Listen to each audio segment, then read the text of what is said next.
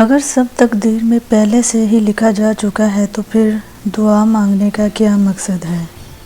اگر تقدیر میں پہلے سے ہی لکھا جا چکا ہے تو پھر دعا مانگنے کا مقصد ہے۔ آپ دعائیں مانگ مانگ کر تھک جاتے ہیں لیکن آپ کا انتظار ختم نہیں ہوتا۔ آپ ایک عجیب سی کشمکش میں مبتلا ہیں کہ اگر دعا لازمی قبول ہوتی ہے تو پھر آپ کی دعا کیوں قبول نہیں ہو رہی؟ حالانکہ اللہ نے تو خود کہا ہے کہ وہ اپنے بندے کی ہر صدا سنتا ہے، لیکن پھر آپ الجھ جاتے ہیں کہ اگر جو قسمت میں لکھا ہے وہی ملنا ہے، اس سے زیادہ نہ اس سے کم، تو پھر دعا مانگنے کا کیا مقصد ہے؟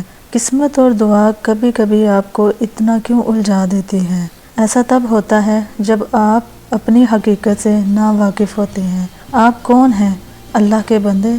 بندہ کون ہوتا ہے؟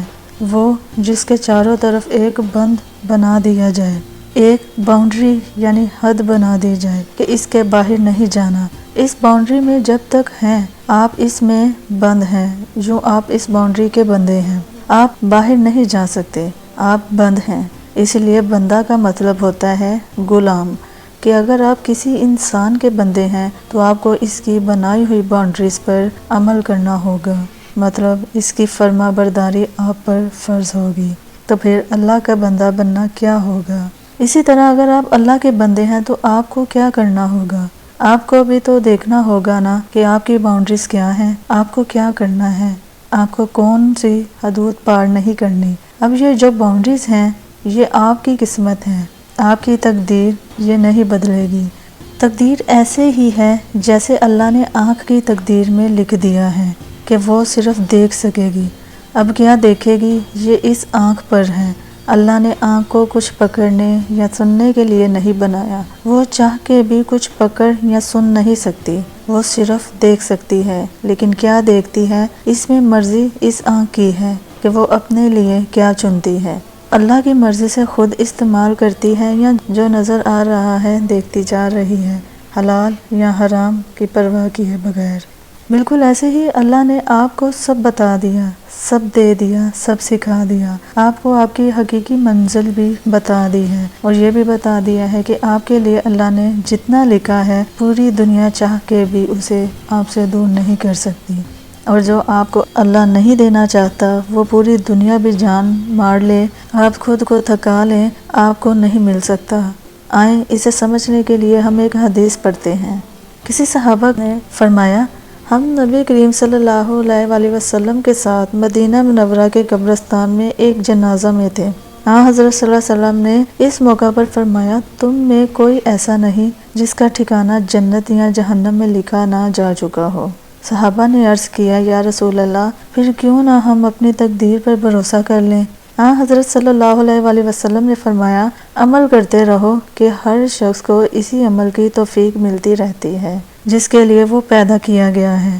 پھر آپ نے ایک آیت آخر تک پڑھی، یعنی ہم اس کے لیے نیک کام آسان کر دیں گے۔ ہر انسان کی تقدیر لکھ دی گئی ہے، لیکن صرف اسی پر اکتفا کر کے بیٹھ جانا کہ جو میری تقدیر میں ہوگا وہ مل جائے گا، تو ایسا نہیں ہے۔ حضور صلی اللہ علیہ وآلہ وسلم نے فرمایا کہ عمل کرتے رہو، یعنی عمل کرنا نہ چھوڑنا۔ اور قرآن کی ان آیات میں سے اللہ فرما رہا ہے کہ ہر کسی کی کوشش مختلف ہے۔ پھر آگے اس کی وضاحت بھی فرما دی کہ جو اللہ سے ڈرا اور نیک بات کرتا رہا، پھر چاہے اس کے لیے کتنی ہی رکاوٹیں ہوں، وہ پھر بھی اللہ کی رضا کے لیے نیک کام کرتا رہے، تو کیا وہ منصف اللہ اس کے راستے آسان نہیں کرے گا؟ اور ایک انسان جو اللہ کی ہر بات رد کرتا جا رہا ہے تو کیا اللہ اسے جنت میں ڈال دے گا؟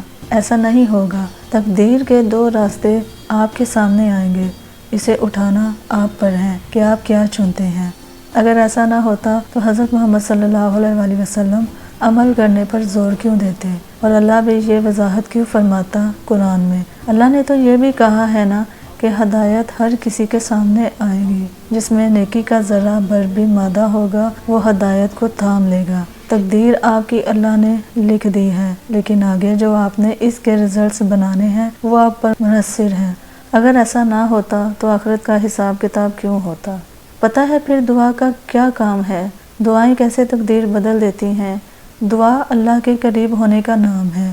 دعا کا مطلب اللہ سے مدد مانگنا ہے۔ دعا کا مطلب اللہ پر توکل کرنا ہے، اور توکل کا مطلب ہے کہ اگر دعا کے قبول ہونے میں دیر بھی ہو رہی ہو تب صبر کرنا ہے، کیونکہ اللہ خود کہتا ہے کہ وہ ہر ایک کی دعا لازمی سنتا ہے۔ پھر اللہ نے کہا ہے کہ صبر اور نماز سے میری مدد حاصل کرو۔ تو سوچیں کہ آپ یہ سب کر رہے ہیں تو کیا تقدیر واقعی بدل نہیں جائے گی؟ جب آپ اللہ کی حمد و ثنا کر رہے ہیں، اسی کو صرف اللہ مان رہے ہیں، اسی سے صرف مانگ رہے ہیں، اسی کی قربت میں آ رہے ہیں اور اسی کے قریب ہونا چاہتے ہیں، تو کیا آپ کی تقدیر بدل نہیں جائے گی؟ کیا اللہ پھر آپ کو اس سب سے نواز نہیں دے گا جو آپ چاہتے ہیں؟ کیونکہ آپ بھی تو وہی چاہتے ہیں نا جو اللہ چاہتا ہے۔ وہ چاہتا ہے کہ آپ صرف اسی کو اللہ مانیں، صرف اسی کا بندہ بن کر رہیں۔ تو جب آپ یہ سب کر رہے ہیں تو پھر زندگی میں کہاں کوئی مشکل رہے گی؟ آپ اس کی باؤنڈریز میں خود کو بند کر رہے ہیں تو وہ آپ کو وہاں سے باہر تو نہیں نکال دے گا نا۔ وہ آپ کو جہنمی لوگوں میں سے کیسے بنا دے گا؟ اگر آپ اچھے اعمال کرنے کے لیے بہت محنت کریں، آپ مانگتے رہیں جو بھی چاہیے، آپ دعا کے آداب، دعا کے حقوق پورے تو کریں، کیسے قبول نہیں ہوتی آپ کی دعا؟ تقدیر کے راستے آسان کرتی ہے یہ دعا، تقدیر کو سنوار دیتی ہے یہ دعا، مشکلات کو آسان کر دیتی ہے دعا۔ اسی بات کو علامہ اقبال ایسے لکھتے ہیں: خود ہی کو کر بلند اتنا کہ ہر تقدیر سے پہلے خدا بندے سے خود پوچھے بتا تیری رضا کیا ہے۔ بے شک دعا ہے کہ اللہ پاک آپ سب کو اپنے حفظ و امان میں رکھے، خیر و عافیت سے رکھے۔ اللہ تعالیٰ آپ سب کی تمام نیک دلی حاجات کو پورا کرے۔ دعاؤں میں یاد رکھیے گا۔ اللہ نگہبان۔